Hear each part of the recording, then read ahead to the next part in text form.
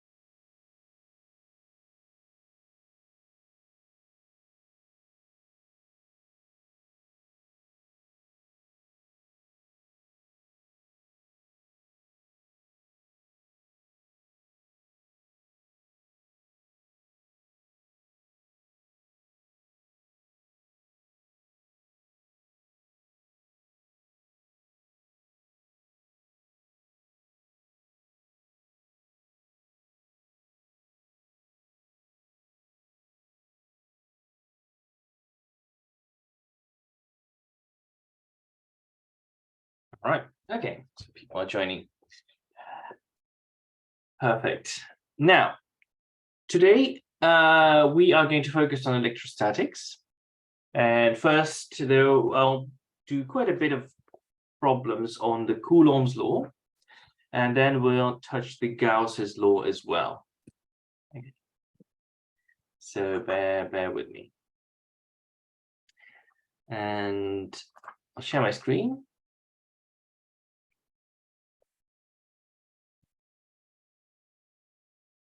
Okay, then we need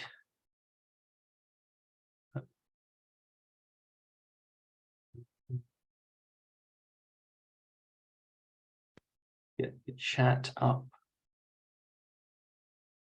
Okay, so you can see. And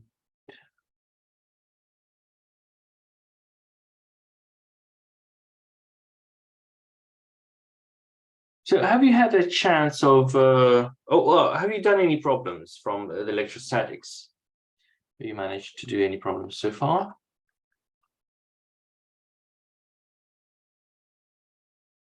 Okay. Have you done electrostatics at school? As in, have you done the topic of electrostatics?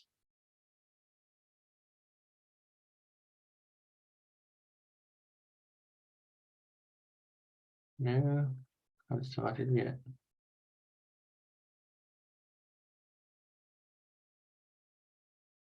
All right. Okay, I read a bit about it. So you know that charges. So I'll just walk through the basics just for you to understand what we're talking about, because it will be difficult to use the terms that I will be using without like at least a small background in what we're talking about. Okay, so there's Newton's law of gravity. Just a second.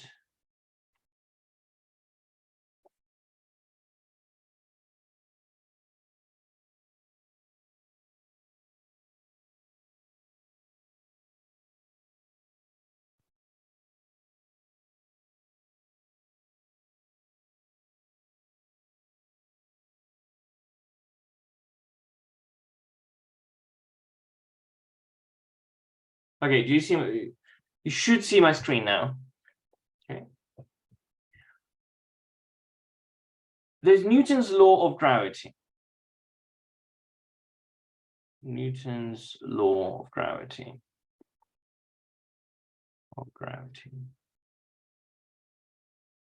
Which says that if you have two masses, for example, the Earth and the moon, two masses, let's call it M1, M1 and M2, which are in space and separated by a distance r,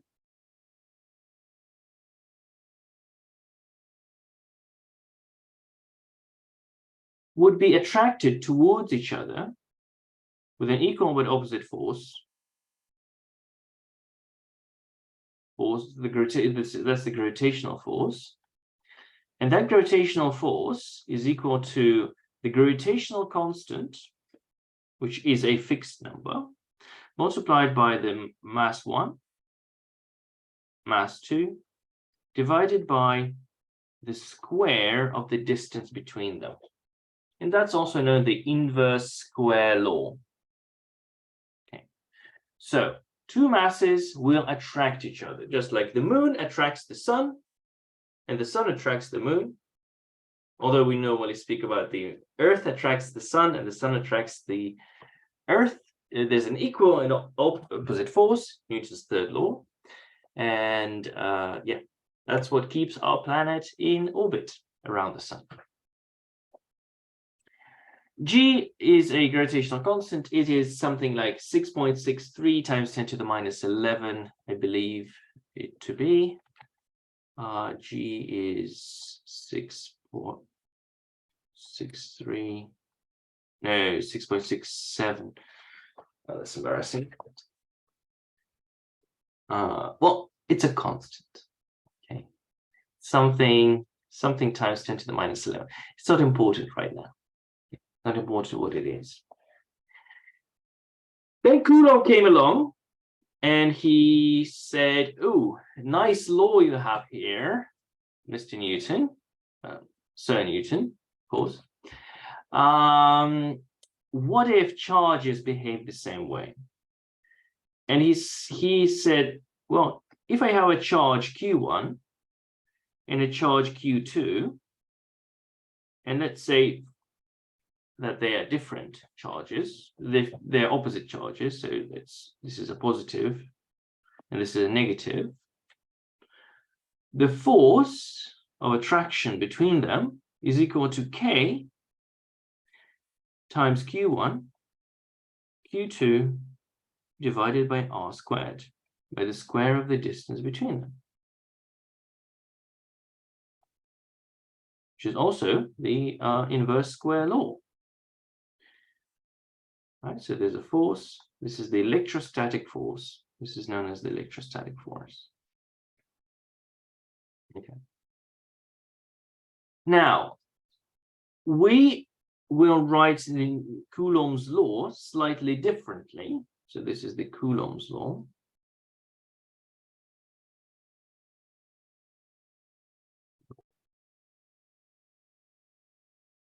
As instead of K, the Coulomb's constant, K is the Coulomb's constant.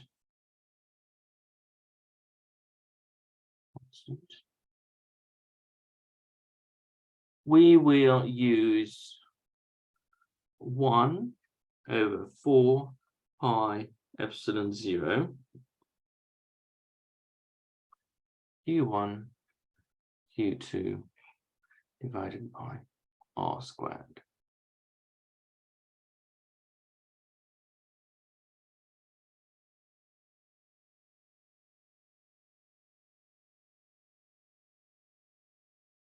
Okay, so it's the same thing. It's epsilon 0 is a constant. Epsilon 0 is called the permittivity of free space, and it's the fundamental constant. It's a super important constant whereas K is just is derived from the permittivity of free space. Permittivity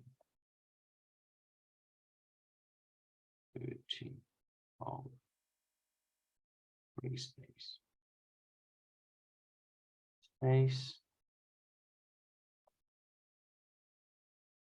And it's 8.85 times 10 to the minus 12. Conductivity. Conductivity of free space. 8.85. 85 times 10 to the minus 12. We normally don't ask you, ask you to remember the units, but in base units, it is meters to the power minus 3, kilogram to the power minus 1, second to the power 4, ampere squared. So quite a unit. Okay. Conductivity free space. Right. So we've established that two charges will attract. Two charges will attract, and the force of attraction is this. I'll just rewrite that. F is equal to 1 over 4 pi epsilon 0 Q1 Q2 divided by R squared. So that is the force between two particles. Now, Coulomb established that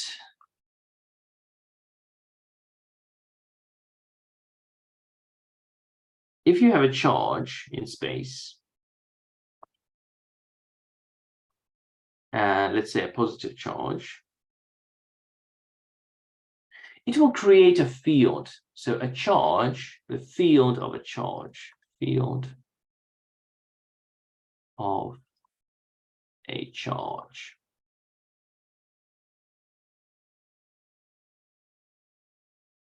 The charge will produce a field around it. And what is a field? Do you understand what a field is?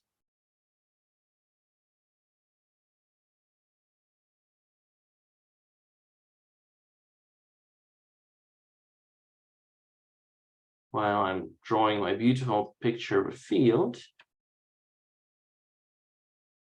Can somebody tell me what a field is?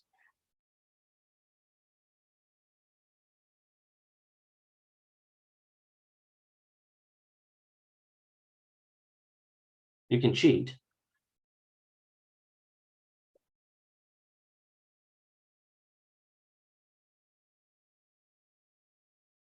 Field.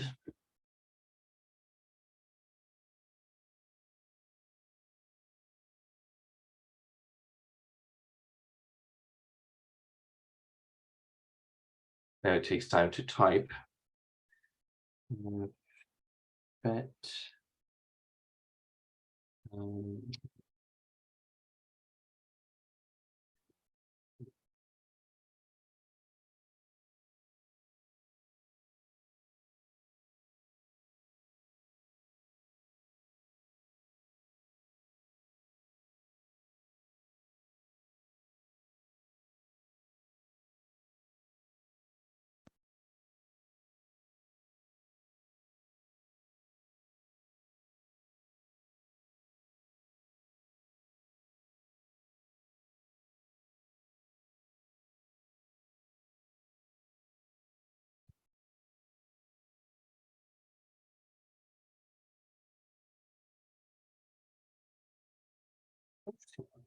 So if you have a charge, positive charge, and it produces a field around it. A field is an area, is a region in space where other charged particles,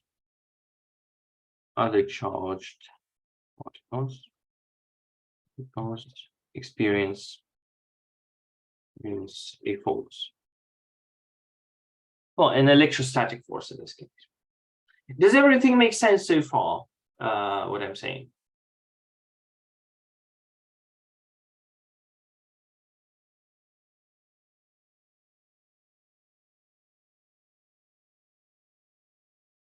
Maybe you feel I'm moving too slow, or you want me to speed things up a bit.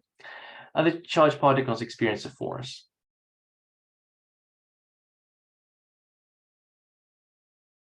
Exactly. Yes, the field would extend forever. So these lines, the field, the strength of the field is proportional to the distance between the field lines. And as you can see here, the distance between the field lines is this. And as you go further away, the distance between the field lines becomes this.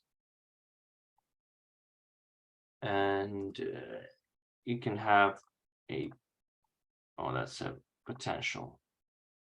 So this is the field measuring device. And the yellow sensor says that there's a field in that direction.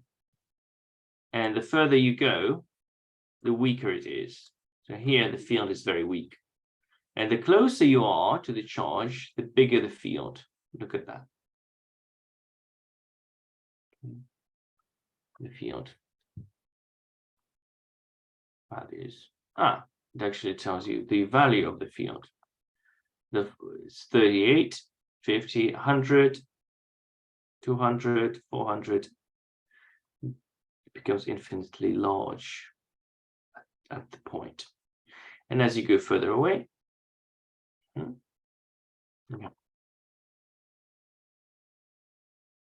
so a field is a region in space where charged particles experience a force. So let's see.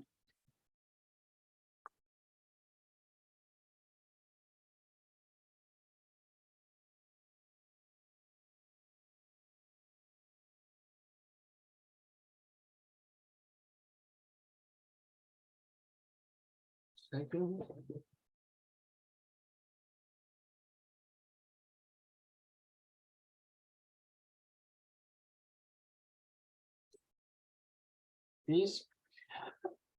This is another simulation. So let's say we have a charge and it produces a field. So the red charge produces a field. The black charge also produces a field that it is not shown. So we assume that the red charge is much bigger than the black charge. So the black charge's field is insignificant. Right, so there's a charge, and if we let go of the positive charge, it will start moving. So it experiences a force. It will be accelerated by the field of that charge. And it's hockey. So the aim is to hit the goal. It's called electric field hockey. Okay, that's easy, but obviously this is just practice. So here you need to get the charge round. So this is a really fun game.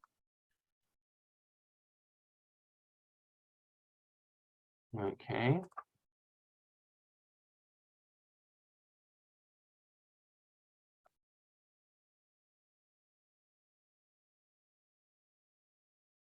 Yes. Would you look at that? That's beautiful. And obviously there's difficulty 2 and difficulty 3. So give it a go. It's called electric field hockey. It's a really fun thing. Please do it after our webinar. Okay, so a charge produces a field, and the field is yeah, that's pretty much what I wanted to say. So let's say there's a charge Q0 which we place in a field, and it experiences a force. The field strength, electric field strength,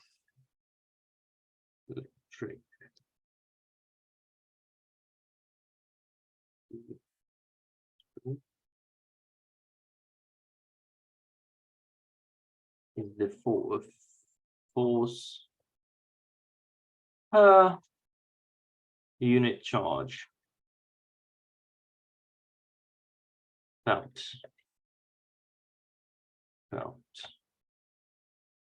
by a small positive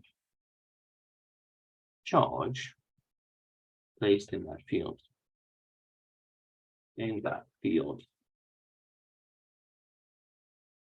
In other words, so if charge Q0 experiences a force F, then the electric field strength, which is E, the electric field at this point, at point A. So at point A, the electric field strength is the force experienced by this unit charge divided by the charge itself. Of course, it's a vector. So electric field at point A is the force experienced by charge Q0 divided by Q0. And we know that F is 1/4 pi epsilon 0 times Q times Q0 divided by R squared, and there's Q0 here.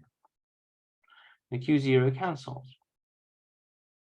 And we have an expression for the field of a point charge, 4 pi epsilon 0 R squared. It's the field at point A. So the field of a point charge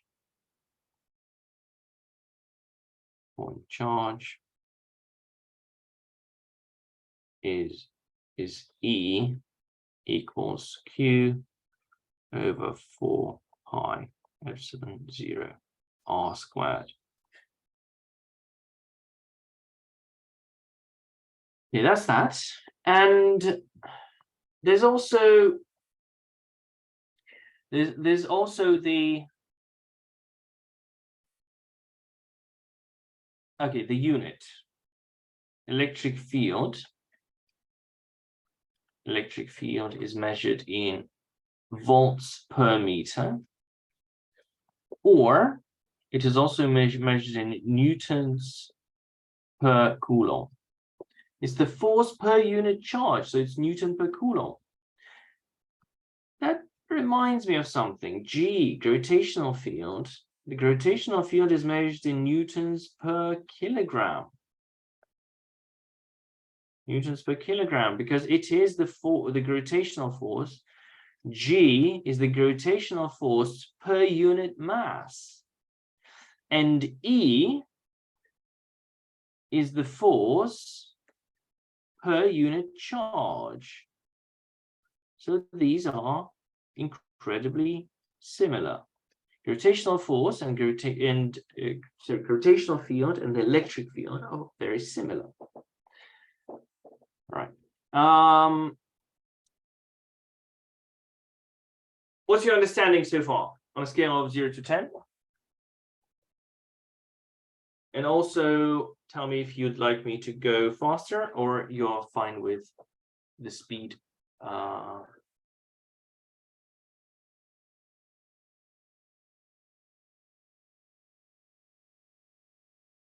Fine or faster?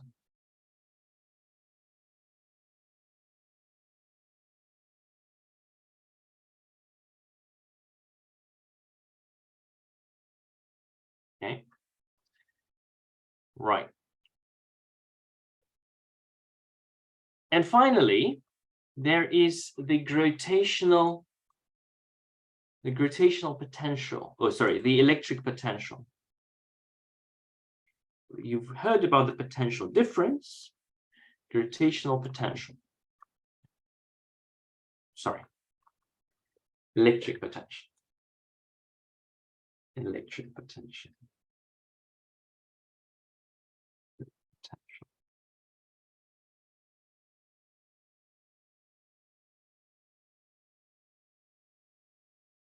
Electric potential is the work per charge. Electric potential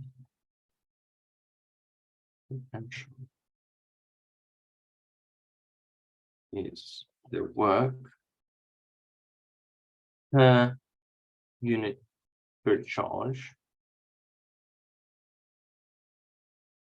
needed to move a particle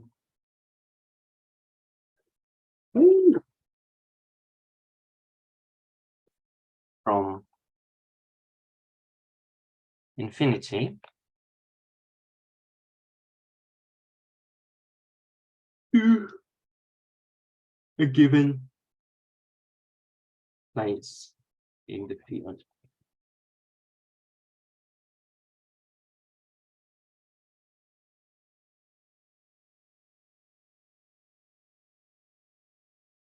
So what is that?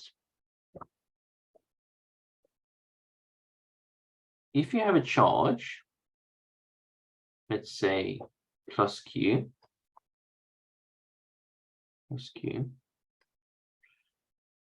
it has a field,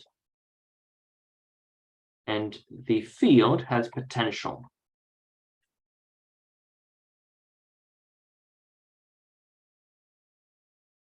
The field has potential.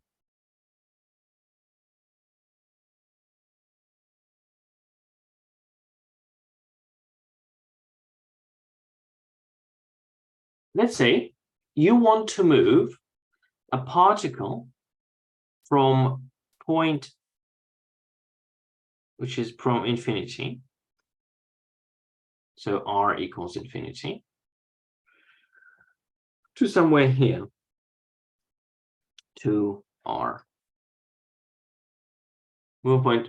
So to find the potential at point A, potential of the field, electric potential,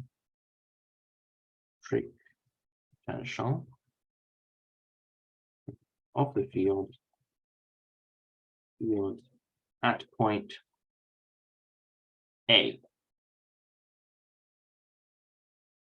is the work done moving a charge, a small charge, from infinity to r. So why do we need to do work in the first place? So we have a charge plus Q0. Why do we need to do work to move it from here to here? We move it.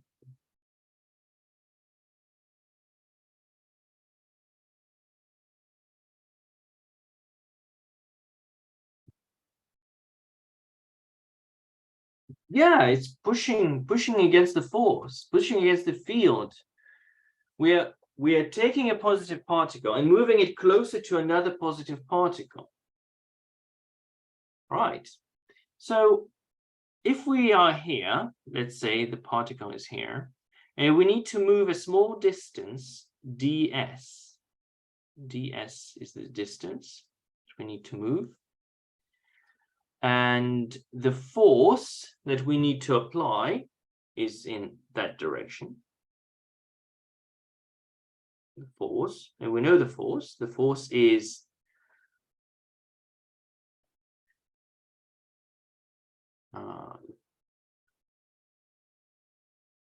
well, you know what? I'll say RA. Okay. Let's say you are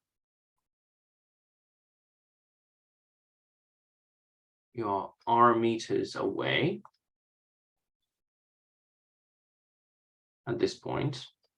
So the force is equal to 1/4 pi epsilon 0 Q multiplied by Q0 divided by r squared. And the small distance that you need to do, so the work done is dw, the small amount of work moving this small distance ds.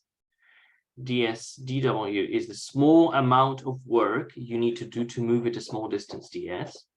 ds is so small that the force doesn't change much moving from this point to this point. So we can assume the force is constant. So it's the force multiplied by the distance ds. And the force is equal to dr. Let's make it dr because we're changing the distance. Dr.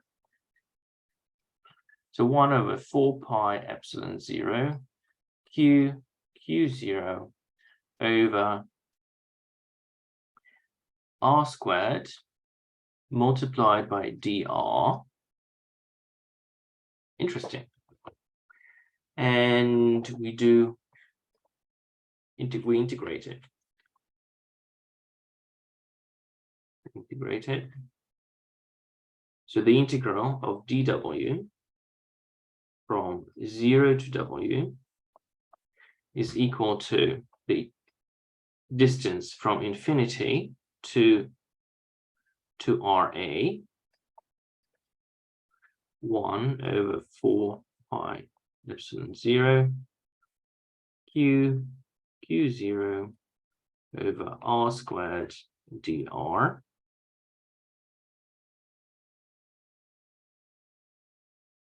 Okay, and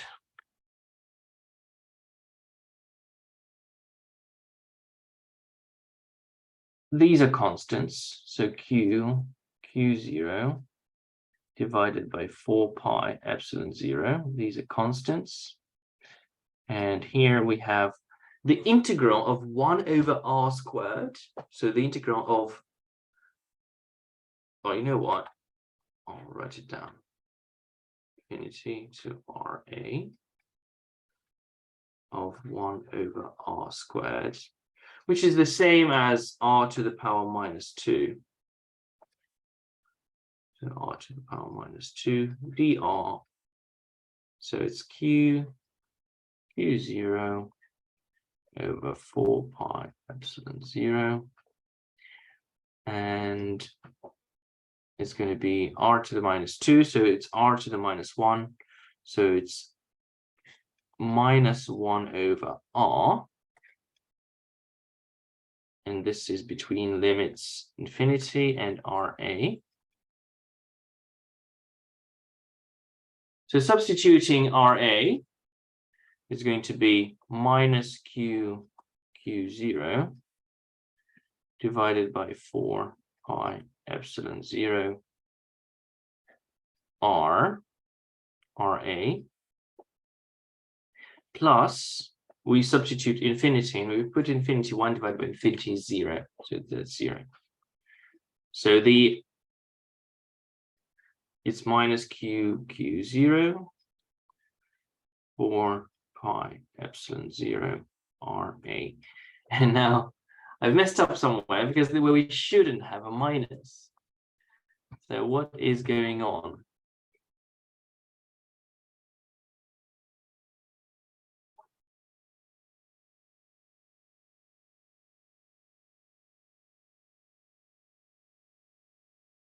Of course, when you're moving, the change in r, the dr, is negative because you're reducing the distance. You're reducing the distance, therefore you have to have a minus here because the dr is decreasing. The work is obviously positive, but when you are changing dr, it's a negative change because it gets r gets smaller. So that is a minus here, minus here, minus here.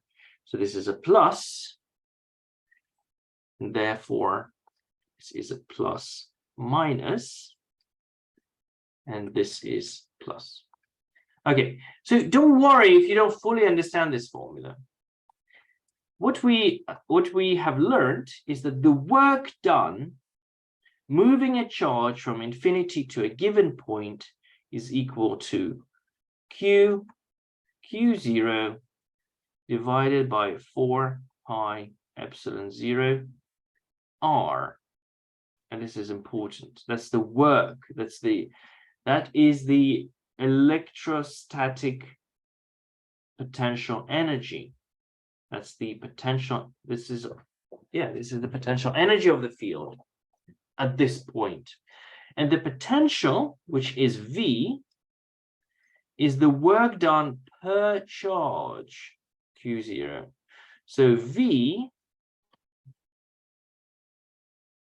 the electric potential at point A, is Q divided by 4 pi epsilon 0 R.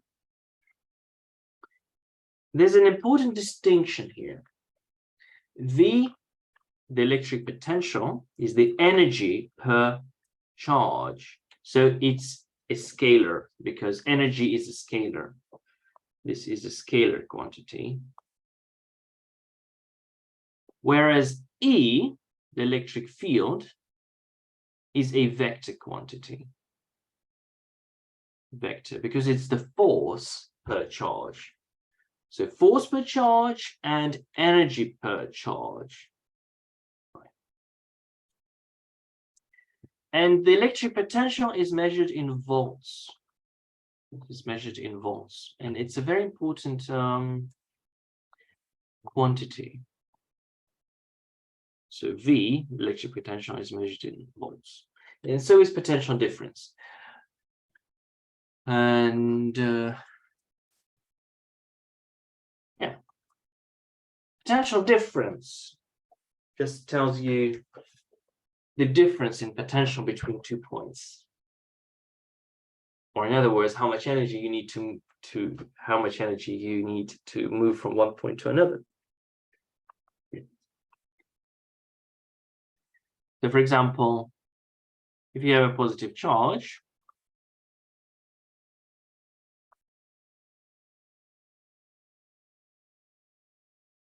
the positive charge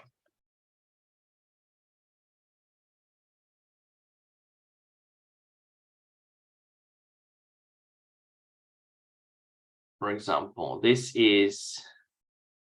line is 80 volts. What does that mean? That means to move from infinity to any point on this dashed line, to go from infinity to that, you need 80 joules for every coulomb per coulomb. So for every coulomb, you need 80 joules of energy, and that's what 80 volts means. If you have, if you want to move here to this region of the field, let's say it's 60 volts, you need 60 joules to move here. It's easier if you are here. If you're at infinity, it's easier to arrive at this place in the field because it's not that close to the charge. And we see that the potential difference between these 2 points is 20. Yeah, so the potential difference, the voltage between these two, is 20. So if you were to put a voltmeter between these 2 points in the field, it would register 20 volts. I hope that makes sense. If you put a voltmeter, it would register 20 volts. Potential difference. Okay. 80 joules per coulomb.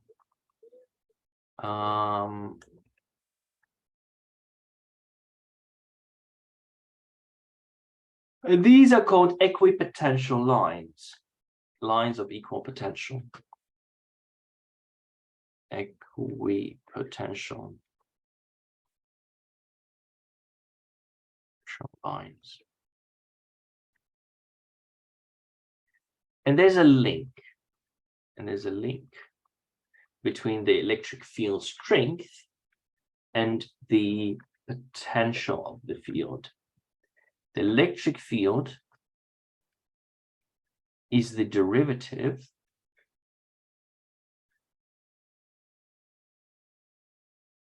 dr.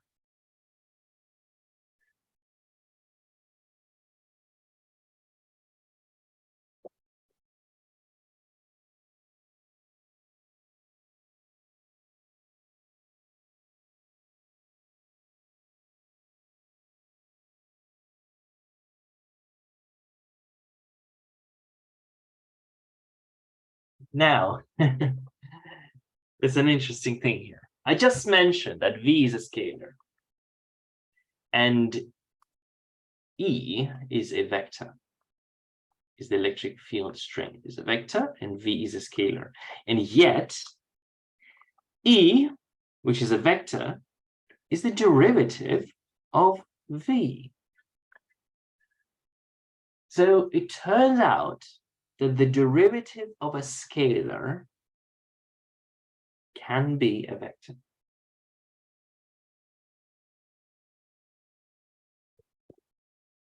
Right? This is called a gradient function.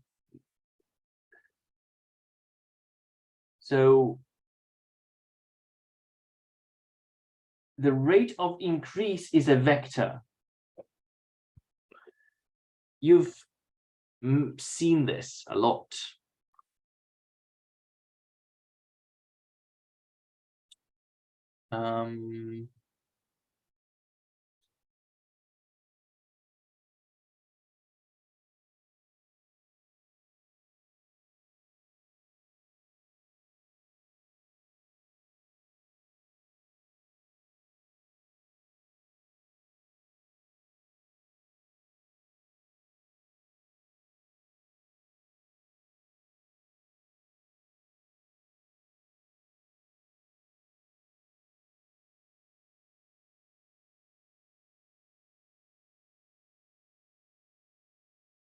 You ever worked with some graphic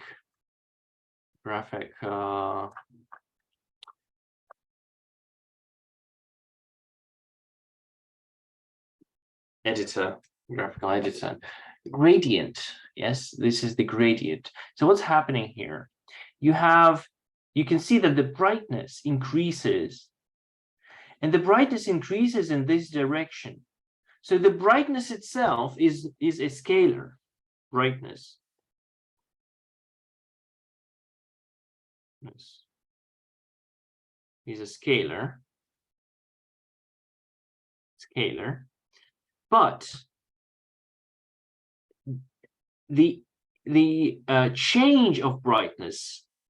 So the change of brightness, let's call the brightness B.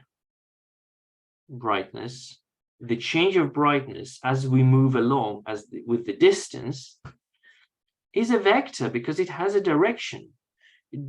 If you go this way, the brightness doesn't change, it decreases. So it's the rate of change of brightness with respect to the distance traveled. It's called a gradient. It's the gradient of brightness.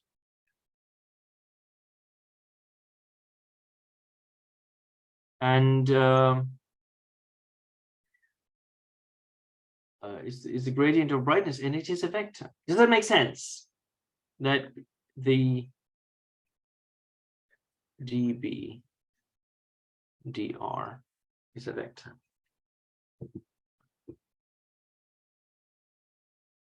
Because brightness changes in a given direction.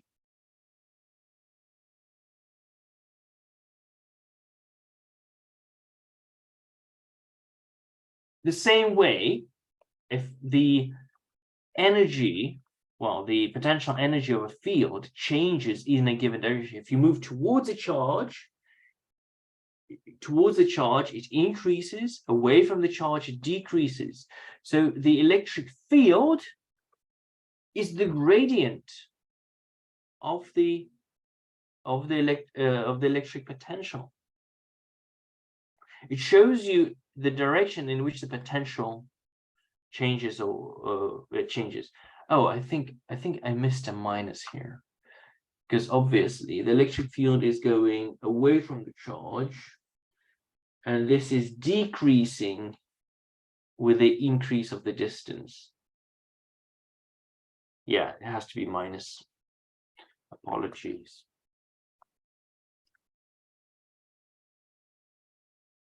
Okay, so the electric field always goes from high potential to low potential. Okay. Electric field goes from high potential to low potential.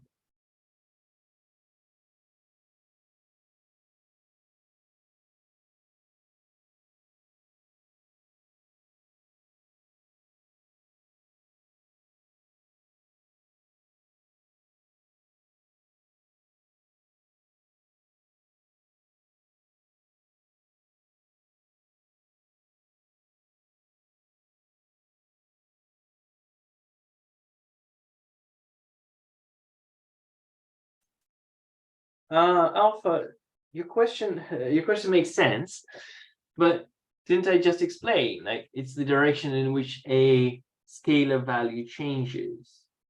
Oh, you mean mathematically? You differentiate. You differentiate with respect to r.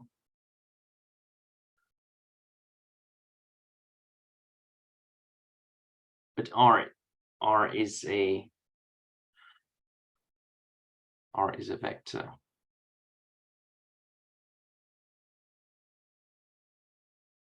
I'm sorry, I don't have an immediate answer for you. I need to think about it. Like how to show that in terms of pure maths. In terms of physics, it makes perfect sense. It's the change in the value. It's the rate of change in the value, and it obviously has a direction. So I'll keep thinking about it. If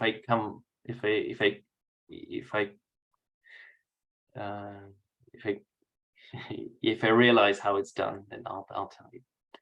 If not, okay. So now we do some real easy problems. Find the electrostatic force between two charges, 1 coulomb and 2 coulombs, which are 1 kilometer apart.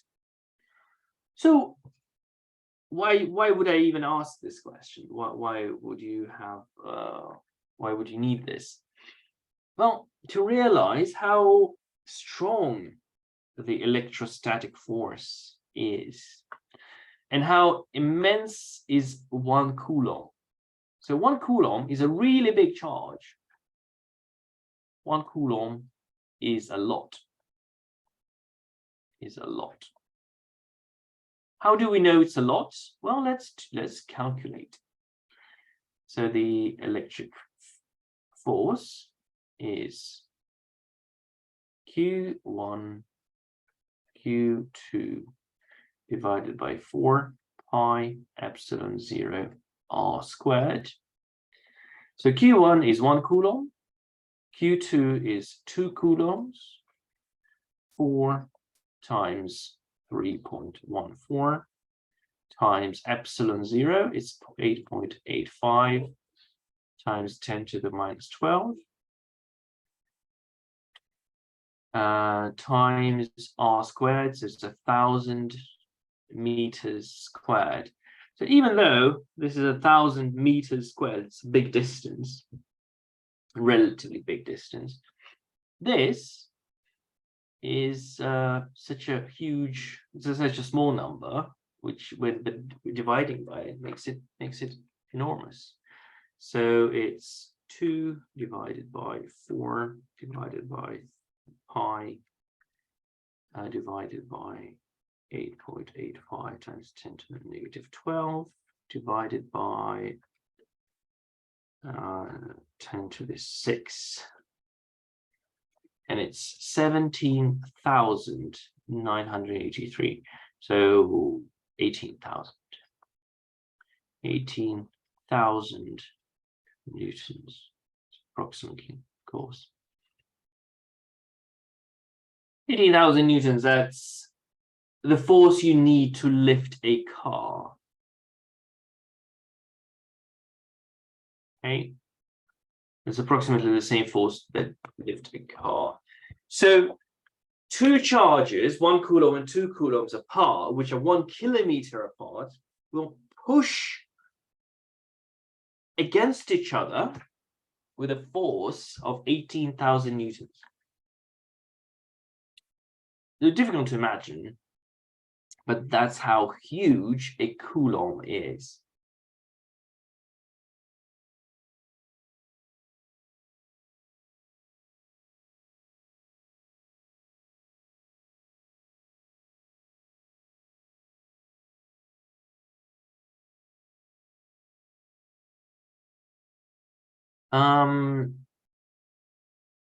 If we had the same question, find the gravitational force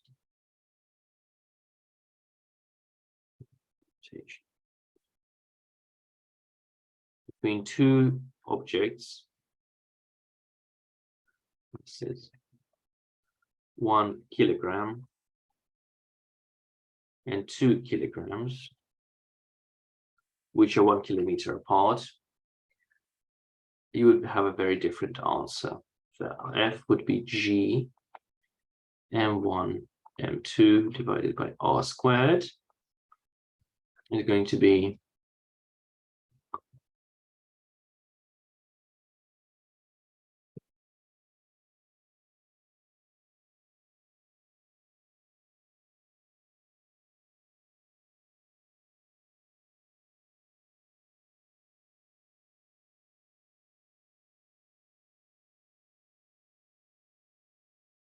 m1 times 2 divided by r squared.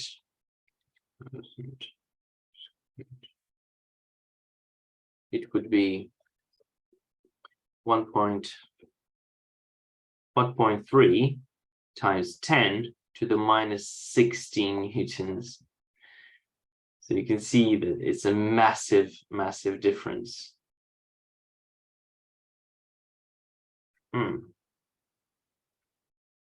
Doesn't seem right. Just a second. 39. Oh yeah, no, it is 6.67 times 10 to the minus 11. That's the value. And so yeah, it's the electrostatic force is much, much stronger than the gravitational force.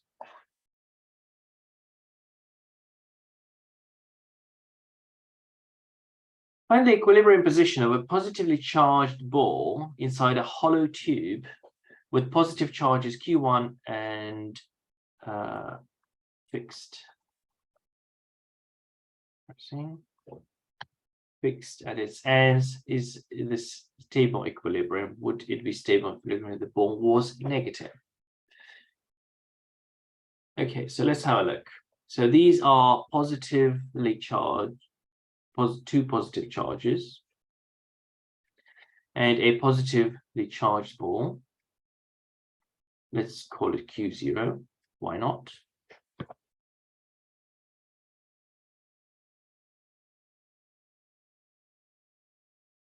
And the length L. So the distance between this and this, let's call it X. And the distance between these two balls is going to be L minus X. It's equilibrium. So what are the forces felt? Well, this ball experiences a force to the right, F1, from this force, because it's being repelled from this charge, and it's being repelled from this charge with a force F2. And of course, F1 is equal to F2.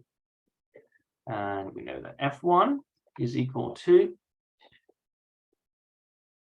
Q1 Q0 divided by 4 pi epsilon 0 r x squared, and F2 is equal to Q0 Q2 divided by 4 pi epsilon 0 L minus X squared. You make them equal to each other. 4 pi epsilon 0 cancels. Q0 cancels. So it's Q1 Q0 divided by 4 pi epsilon 0 X squared equals Q0 Q2 divided by 4 pi epsilon 0 L minus X squared. 4 pi epsilon 0 cancels. Q0 cancels. And we're left with Q1 times L minus X squared equals Q2 X squared.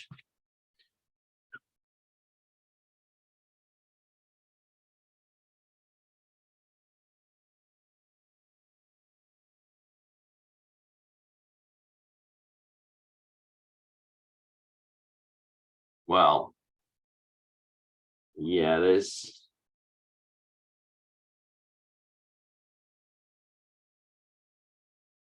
not much you can do about it here. Okay, some advanced maths. So L minus X squared. Actually, you know what? I'll do it like this. X, asking us to find X, the equilibrium position. So, yeah. And we assume that L, Q1 and Q2 are known, so we just need to find X. And Q1,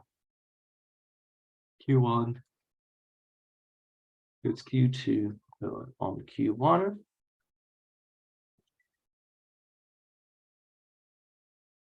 L squared over X squared minus 2XL over X squared plus 1 is equal to Q2 Q1. And we do a substitution. So here, so U is equal to L over X. And it's U squared minus 2U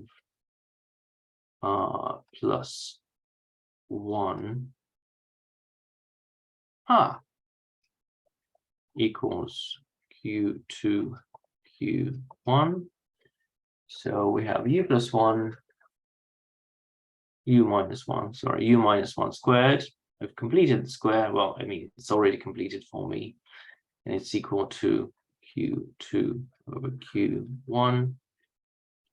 And U is equal to 1 plus or minus Q2 Q1 square root.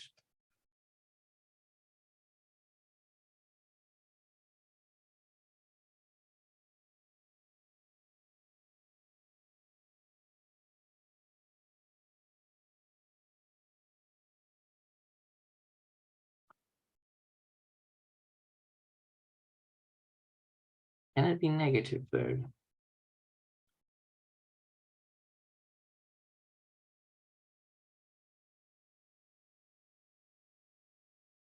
No, U is greater than 1. U is greater than 1, therefore the negative value is not suitable. So U can only be negative. U can only be positive. Equal 1 plus square root of Q2 Q1. And that's L over X. So you can work out X from here. X is L divided by square root of Q1 plus Q2 multiplied by square root of Q1. Right, this is the answer. And obviously you can see that this is less than L because Q1 divided by Q1 plus Q2 is less than 1.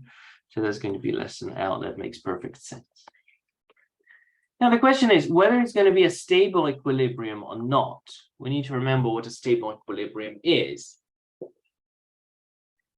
So we need to think what's going to happen if the ball moves slightly off center of the equilibrium position.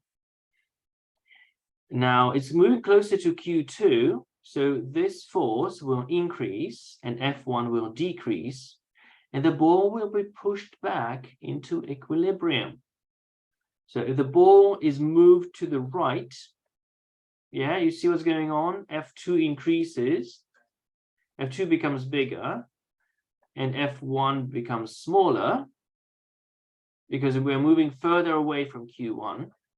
And the ball, there will be a resultant force to the left, pushing it back. So it is stable equilibrium. Stable. Now, if the ball was negative, it would be a different scenario. So negative ball. Negative ball. You would have the ball is in equilibrium and it's being attracted.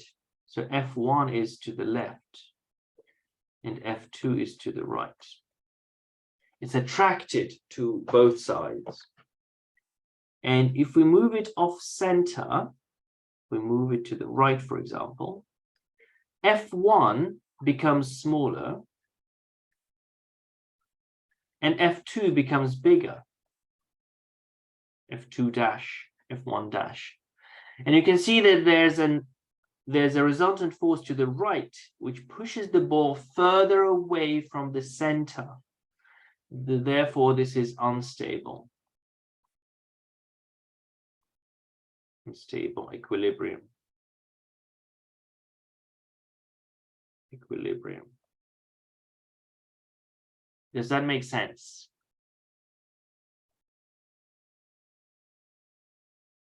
Yes or no?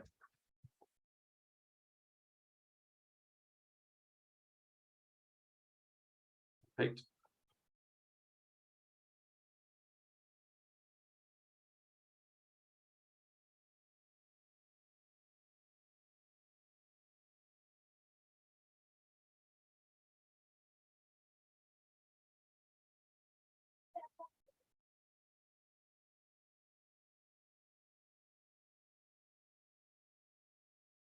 See.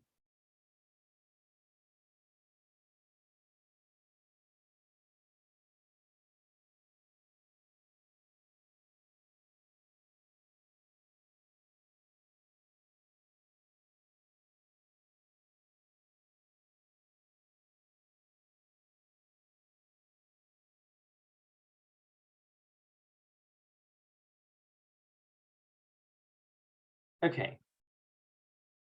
3 charges are placed in corners of a square.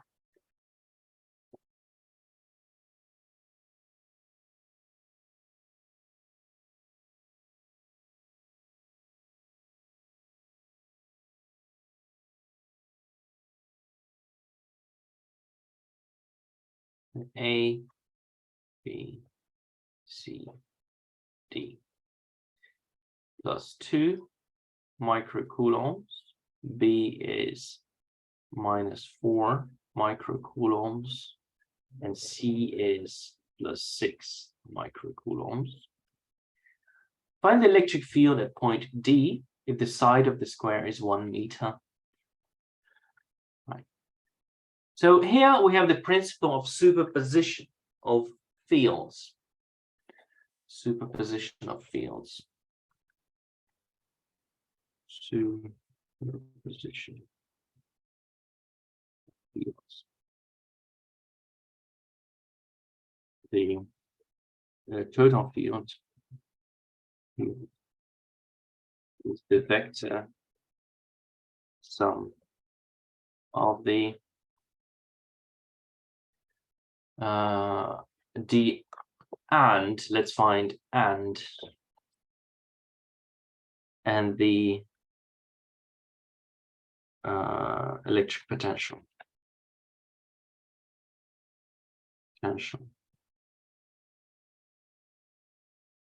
D to the side of the square. Superposition of the total field, superposition of fields.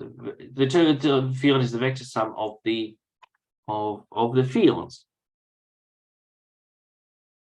So in other words, that E total, the total field is E1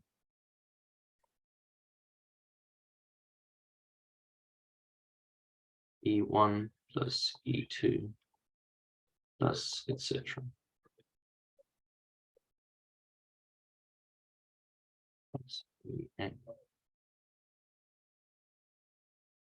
Okay. And superposition of potentials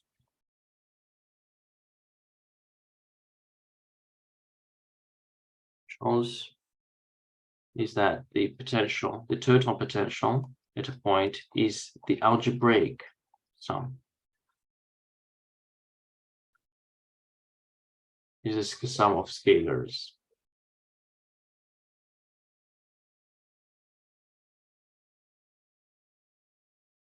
Okay.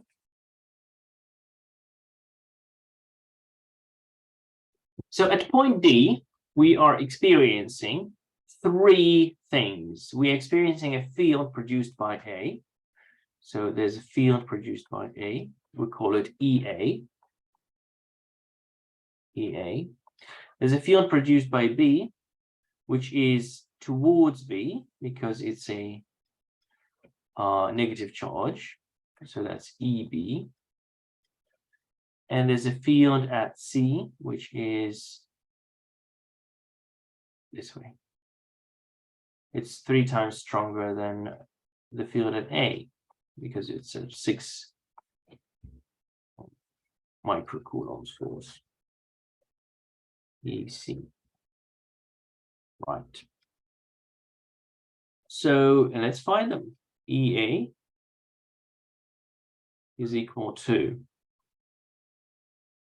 1/4 pi epsilon 0 r squared. The distance is 1 meter, so it's 1 squared, and this is going to be 2 times 10 to the minus 6. Okay, so this is 2 times 10 to the negative 6 divided by 4 pi. 4 pi times 8.85 times 10 to the negative 12 multiplied by 1. 13,000. So it's 18,000. 18,000 newtons per coulomb. EC obviously is 3 times more, so it's 54,000. We don't need to do any calculations. 54,000 newtons per coulomb. And EB is going to be 1 times 4 times 10 to the minus 6 4 pi epsilon 0. Now the distance is square root of 2 squared, and this divides by 2 1, so it's actually also 18,000 newtons per coulomb. You do the calculation, but I've just made my life easier to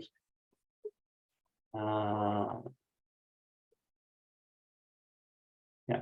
Okay, so all right, that sort of does it. Now we have 3 vectors. We just need to add 3 vectors. So we remember the first assignment for year 12, and we say, yeah. So there are different ways you can do it.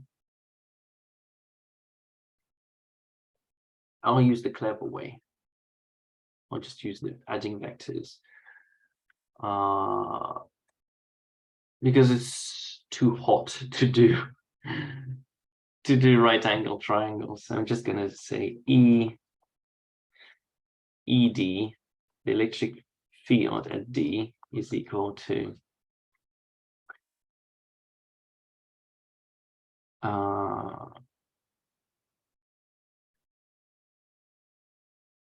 electric field at D is EA, and EA is vertically downwards, so it's 0 minus 18,000 plus EB, which is 18,000 divided by square root of 2, and 18,000 divided by square root of 2, plus EC. And EC is minus 54,000, 4,000, and we just do this. So 18,000 divided by square root of 2, minus 54,000. So it's minus 41,300. Let's round it. And then we have minus 18,000. Minus 18,000 plus 18,000 divided by square root 2. Minus 5272. So as you can see, it's going to be left and down. So the total field is going to be left and a little bit down. So something like this. It's E total. Now let's call it E total. E total. Yeah, the angle, you can find the size and the angle, of course. By using Pythagoras theorem, you can find the size of the vector, and using using trigonometry, you can find the angle. Now I don't want to bore you with these little details like how to add vectors. I hope you're very comfortable with doing vectors. The other thing that I wanted to discuss is the potential at point D. So we need to find the potential at point D. The potential at point D is the potential at point potential due to the charge A plus the potential due to the charge B plus potential due to the charge C. And we already know that the potential, well, let's do potential A is QA divided by 4 pi epsilon 0 R, well, which is 1. So it's 2 times 10 to the minus 6, 4 pi epsilon 0 R, which is 1, which is, oh, that's also 18,000 volts. VB is QB, which is 2 times more, 4 pi epsilon 0. Now, the distance is square root of 2. So it's 4 times 10 to the minus 6. So times 2, so it's 18. It's 2 times, but then you divide by square root of 2. So it's going to be 24 pi epsilon 0 square root of 2, which is 25,500 volts. And it's going to be negative because it's a negative charge. Negative. Now VC, the potential is 6 times 10 to the minus 6, 4 pi epsilon 0 R is going to be the same. So it's going to be 54,000 volts. So the potential at point D, the total potential at point D, is equal to just the sum. It's 18,000 minus 25,500 plus 54,000.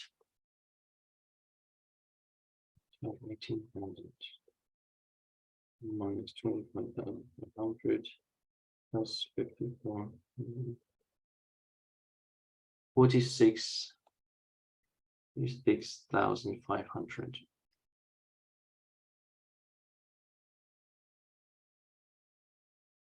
volts.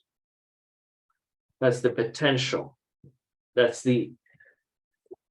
how much, and it has how many joules of energy you need to move 1 coulomb from infinity to that point in the field.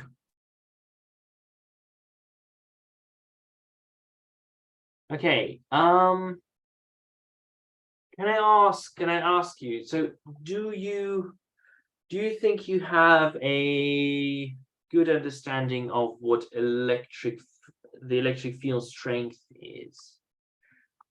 Do you understand what electric field strength is?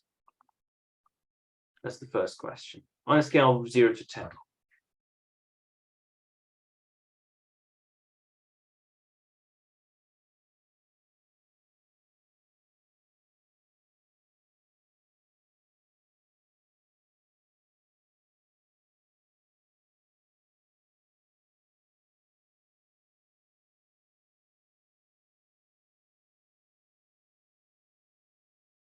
To 9. And what about the electric potential? The same question for electric potential.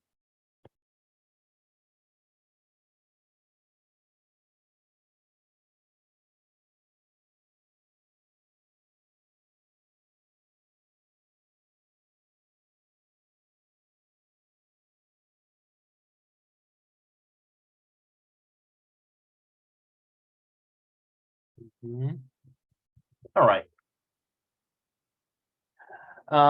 It's just another example, like a simple example.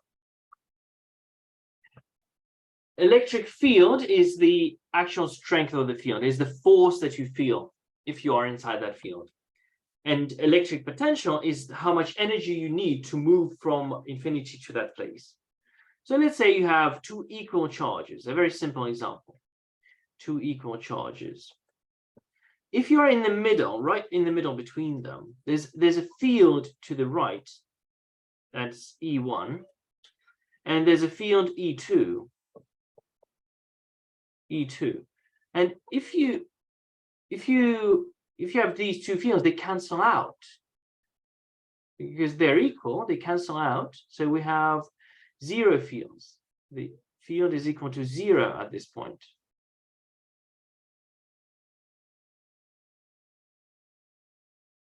Now, the potential is not 0 because the electric field is equal to E1 plus E2. And because these are vectors in opposite direction, it's equal to 0. But V is equal to V1 plus V2. It's a positive value, so V1 is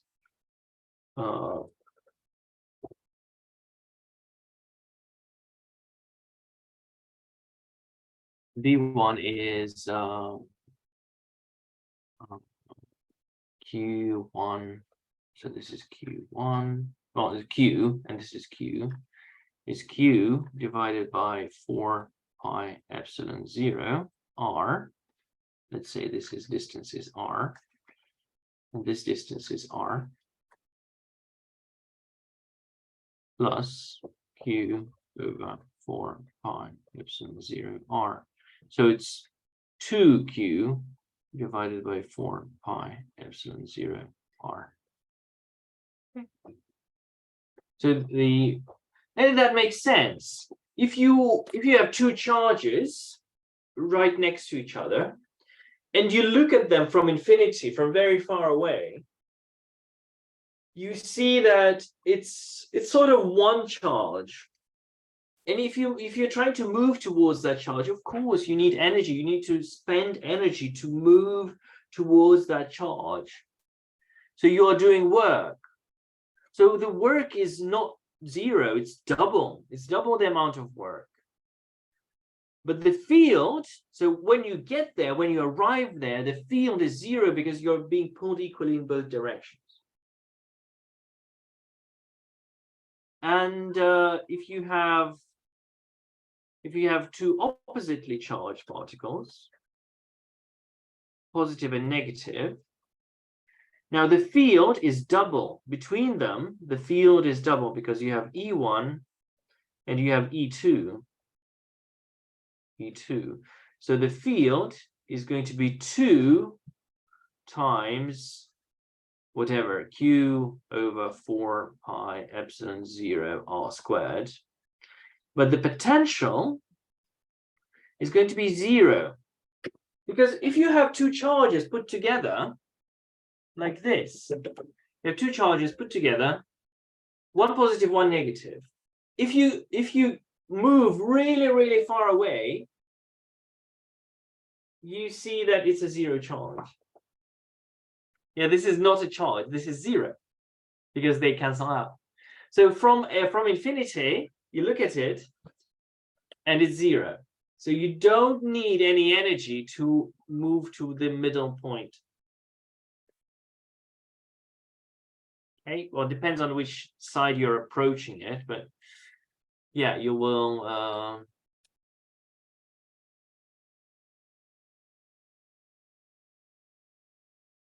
The overall energy is going to be 0. It doesn't mean if you have 0 energy, you won't be able to reach it. Yeah, like if you have 0 energy, you can't move. So you have, but you will have the same energy at the start of your journey and at the end of your journey. So the difference in energy is 0. Okay. Is that making sense? Am I making sense to you? Is it being a revelation or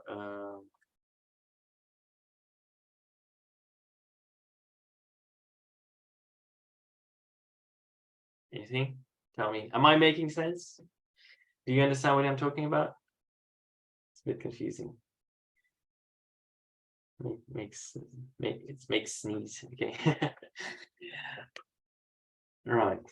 So I just want to reiterate. I don't want to go too deep into calculations. I really want you to understand better the ideas behind. So the field is the force you actually feel at a point. The field is a force that you feel at a point. It's not the force, of course. The field is the force per charge, but technically.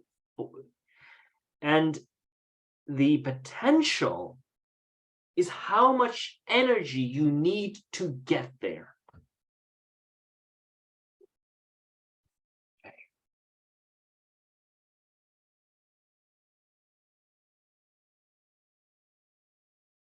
So in between two charges, positive and positive, there will be 0 field in the middle. You won't feel any force.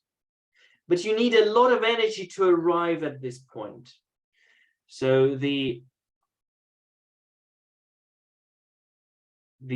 total field is 0, but the energy needed to arrive is double the energy you need to arrive at one charge, because it's two positive charges. They will both push against you as you move towards them. They will both be repelling you. So that's why you need double the energy. Now, for a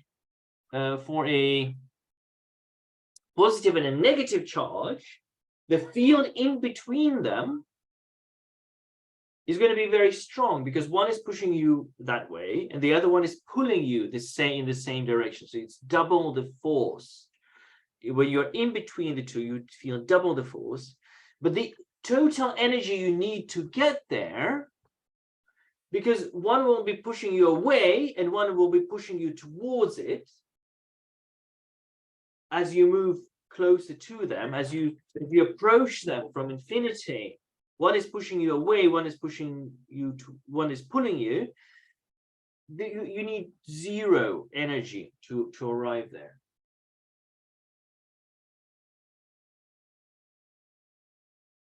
Okay. You need to spend zero energy. As I mentioned before, if you have zero energy, you won't go anywhere. Okay, right. Where are we? So we have just 2 minutes left. I'll leave these questions for next 2 weeks. Oh, I'm really glad that makes sense. That's I'm happy. Oh yes, this thing. This is an interesting one. This is how the field behaves inside a sphere. And this is very important. This is very important. I'm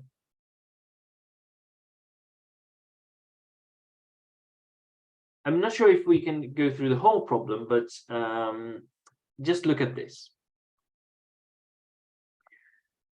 You know that for a charge, the electric field is Q over 4 pi epsilon 0 r squared. That's the electric field from a charge.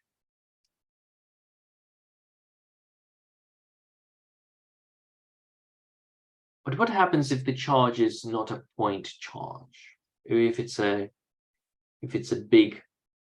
sphere, if it's a conducting sphere? Well, it turns out that inside a conducting sphere, the electric field is 0.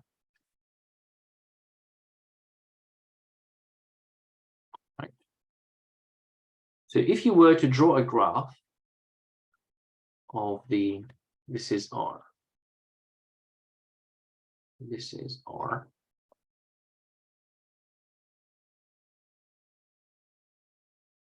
And this is the field.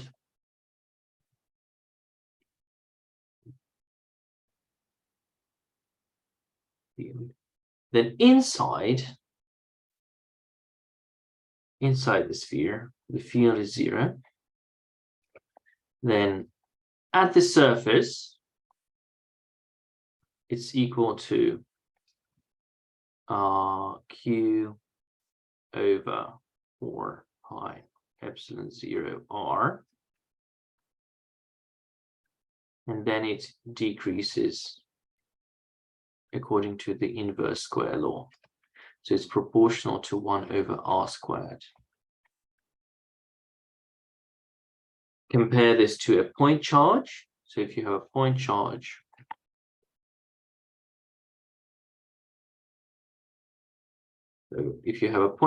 it looks like this. It's for point charge. And if you have a charged sphere, it's first 0 until you reach the surface, and then it jumps, and then it behaves the same way. So if you're outside the charged sphere, you will not, there's no difference. Is it a point? Is it a sphere? It doesn't matter. But if you're inside, it makes all the difference in the world. Right? Maybe you've heard of Faraday cages, and this is an example. So being inside a conductor shields you from electric fields. There's a very simple explanation why E has to be 0. If it's a conducting sphere, a conductor has free charges in them. A conductor has what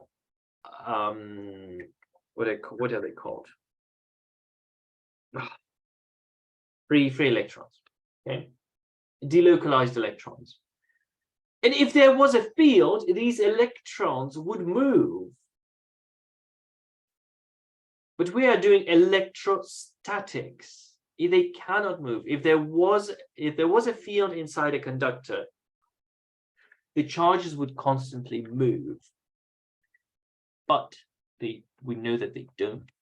Therefore, there's zero field. And that implies something. We know that the field is the derivative of the potential, dr. And if the field is zero, that means the derivative of the potential is zero. And if the derivative of the potential is zero, what does that mean?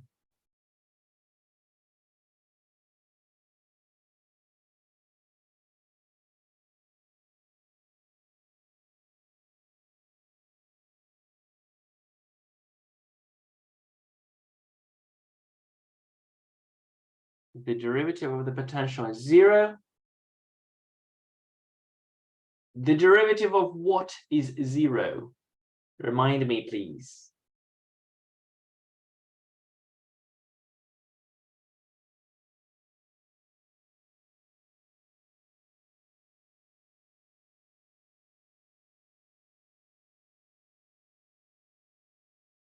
The derivative, yeah, the derivative of a constant. Yes, if you derive a constant, dc dx is zero. So the derivative of the potential is zero. That means that V is constant inside the sphere. So we're talking about being inside of a conducting sphere. So the electric potential, so this is E,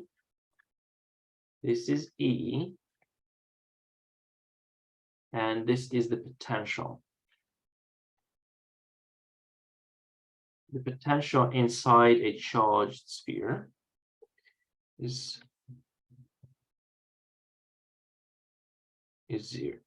like this, is constant until you reach the surface. That's the radius of the sphere. And then it goes like this. So this is proportional to 1 over r. So this is proportional to 1 over r squared.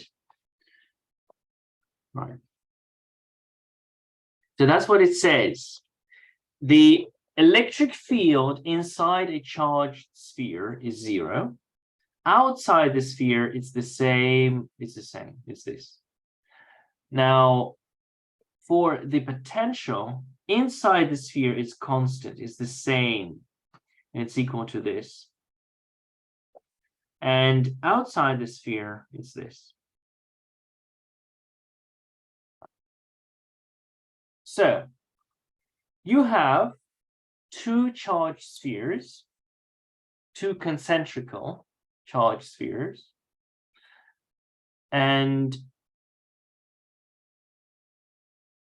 right. So the potential on this sphere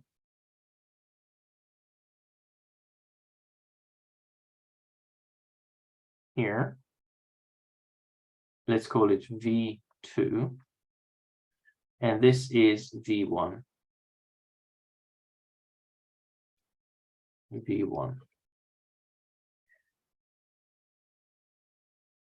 So because V1, the potential on sphere V1 is equal to, so because we are inside both spheres, is equal to Q over 4 pi epsilon 0 R1 is the radius of this sphere, R1, and this is R2, plus capital Q over 4 pi epsilon 0 R2. 2.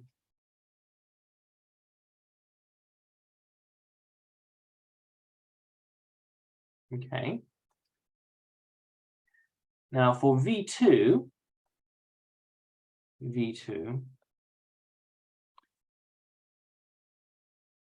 we have Q over. Now, so the inside sphere, so it's a 4 pi epsilon 0 R2 plus Q over 4 pi epsilon 0 R2. Can you compare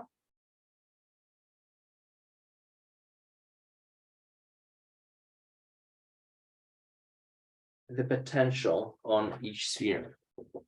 Can you compare the two potentials? Which one is bigger?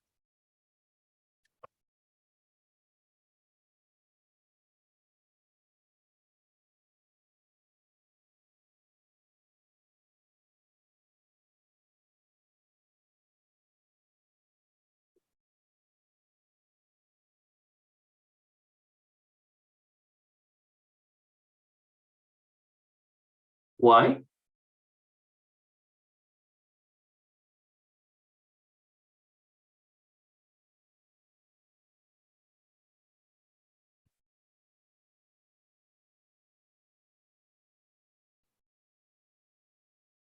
Exactly. R1 is smaller than R2. Exactly.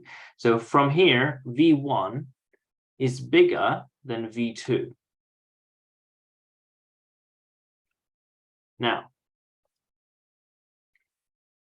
the consequence of this expression that electric field is minus dV dr, the consequence of this expression is that charge will always flow from high potential to low potential.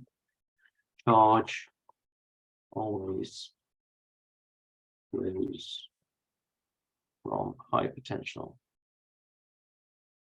to low potential.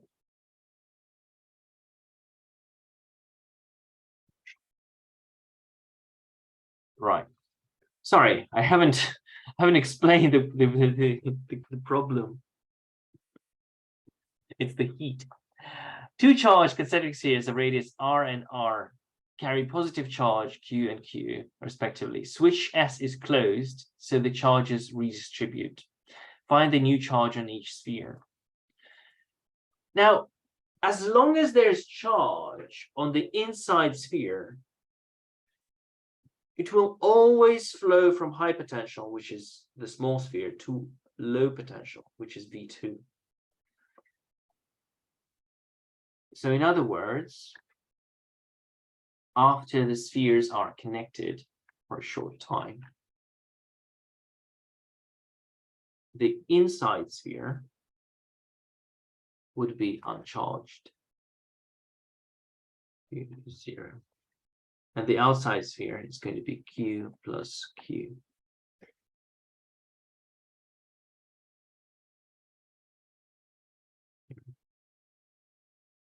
So the inside sphere will lose all charge, and the outside sphere will have charge Q plus Q.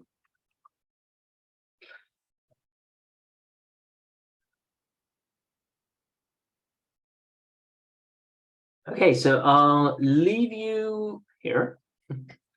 Hope that was useful. Enjoy the assignment. It's the final assignment, and yeah. See you next week.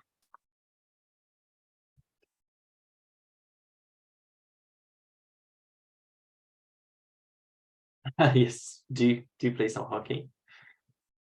I think somebody has already left to play hockey because there used to be 3 of you. Now there's only 2.